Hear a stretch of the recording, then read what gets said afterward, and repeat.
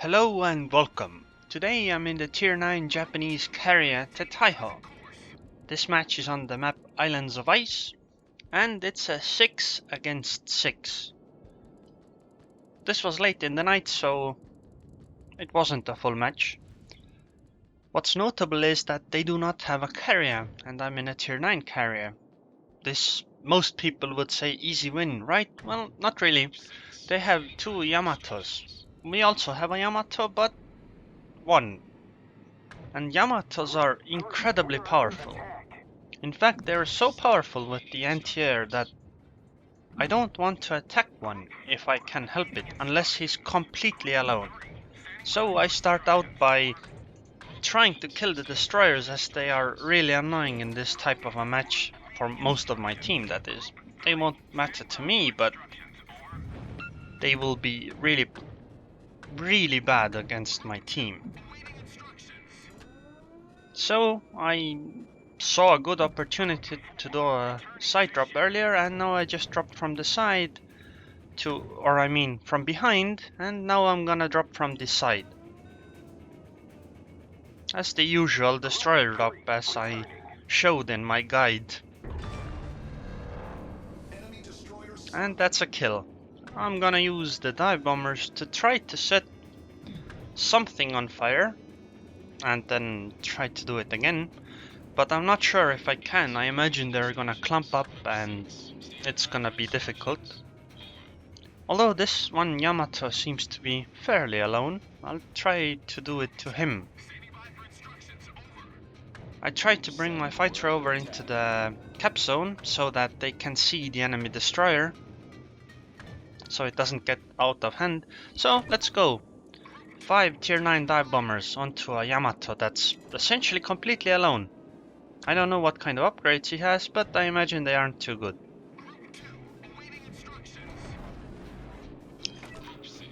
And my fighter and my dive bomber didn't get attacked by that fighter at any point. You see, it didn't show the panic icon. And they were killed all before they even dropped. All 5 of them. That's the power of the anti-air of a Yamato. And let's try it again. I mean, maybe it was just RNG, right?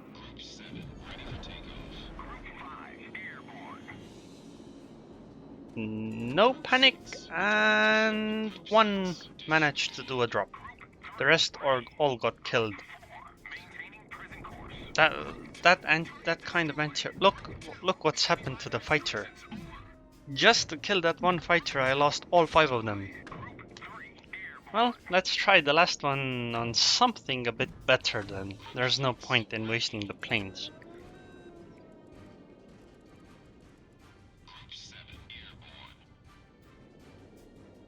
So yeah, that's the kind of anti-air power tier 10 battleships have. And think about it this way, the Montana has even more powerful anti-air. Especially close range one. And I don't know if he actually has any of the anti-air upgrades. He could have them, but he could also not. I don't know. And it's not like tier 10 planes become a whole bunch more powerful. They really don't. Anyways, let's try to finish off this Fubuki so he can't keep capping and annoying my team. So we can take our time killing them. This Fubuki is in a really bad spot because he can't turn the other way as there's an island there. So I think he's screwed. Didn't even need a second drop. So I'll rather drop a cruiser because they have less anti-air than the battleship. Or battleships, I guess. On top of that, it seems that they're all clumped up, which makes it really difficult to do anything useful. Well, at least I have to kill the fighters. You know, in this kind of a match, I'm actually a bit worried about my lack of fighters. Even though they don't have any carriers, I feel like they could just kill all of my fighters and I can't deal with their fighters. Also, this Atago sailed in a really bad spot because he put an island on the other side, which meant he couldn't turn. If the island wasn't there, He could have just turned that way and I wouldn't have been able to do a good drop, as there's a North Carolina and a Yamato there. And I lost all of my torpedo bombers in that drop. Which is okay though, since I didn't lose them before. So I still have some spares.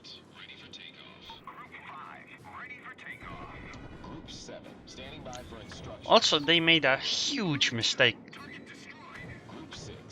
Namely, they only have one Yamato in this group. The other Yamato is somewhere alone, which is like ridiculously bad. You should never do that in a small match like this if you don't have a carrier. Always clump up. Look, that Yamato is behind the island alone. So he's essentially a perfect target in my opinion. So I'll try to focus him instead. I mean, in this group we have cruisers and Yamatos and North Carolinas, which are difficult to deal with alone already. But now they are all grouped up, so I'll go for the Yamato instead. Difficult to deal with, but he's completely alone, so it's a lot easier than hitting the group would be. I mean, the destroyers have been dealt with, which is the only easy targets in this match. I guess maybe an Otago is an easy target, but if they're all grouped up, it's not really that useful. Group 6, returning to ship. Group 7, returning. Group 5, awaiting instructions. Group 6, destroyed. Group 8, awaiting instructions. Group 7, taking fire. I have to make sure that all of my torpedo bombers drop at the same time or relatively similar time, so they don't all take separate anti-air damage. Because that would probably make me lose almost all of my torpedo bombers in the drop, if not all of them.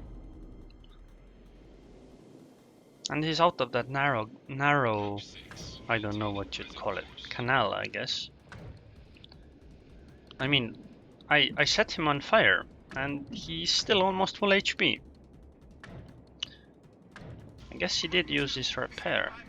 Now to do my torpedo bomber drop. I take the fighter along, although I only have 2 planes.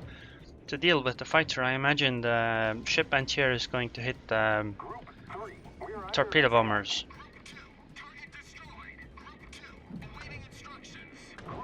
And that seemed like a pretty good drop. 9 hits out of 12. Right now I'm making a huge mistake. My torpedo bombers would be flying over the enemy anti-air, but I click elsewhere and then press Shift F, which makes them queue a landing on the order. Now I'll bring 2 dive bombers in at the same time to have a chance of doing a drop, to set him on fire as well. Notice how I hit him with 9 torpedoes and he has like 70 to 60% HP still left. This is the power of a tier 10 battleship.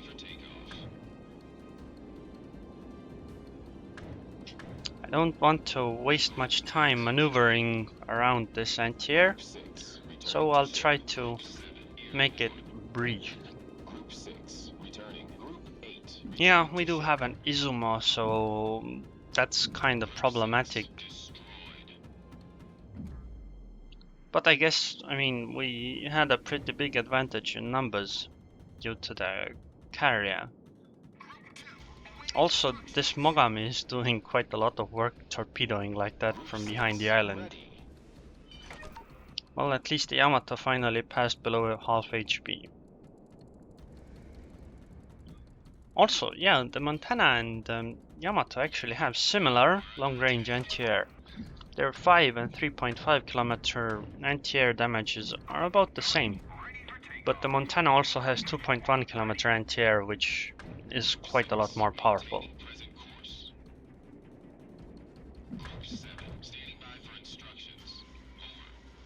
Also, I'm moving into those islands at the place where A used to be. I guess it's D now. Simply because they're looping around, so I'd like to not be caught out even for a moment.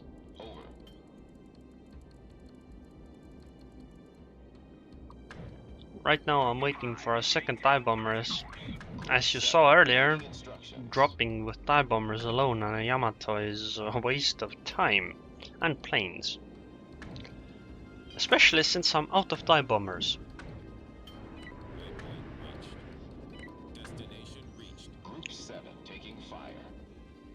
Well, this Izumo is gonna get destroyed because he's going against a Yamato.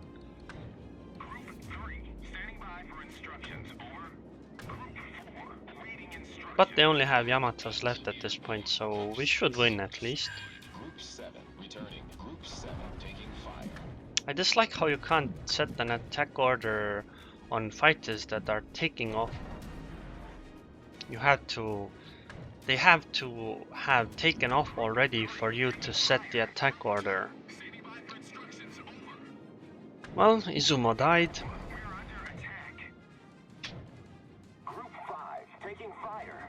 I'll try to only use one torpedo bomber, but I bring all of them, so in case that one torpedo bomber doesn't make it, I can simply select the second one to do an attack. Not to mention, the likelihood of that one torpedo bomber tanking is low. Excellent. Arsonist. I guess I did do a whole bunch of fire damage to him. And now I'll use the two that are left to attack the second Yamato. Although I think he might die. But let's kill secure this thing. I guess he didn't. Look, it's 3 against 1. Was a lot closer than I imagined. 8900 experience, which is good with a 1.5 multiplier. Almost 3000 score, which is also good. And this is 161k damage. 55k damage from fires only. That's crazy. But as you could see, the Yamato has some incredible anti-air. And their main mistake was not grouping up. That one Yamato should have been with the rest of the group, and that would have made attacking that group very difficult for me, which might have actually won them the game.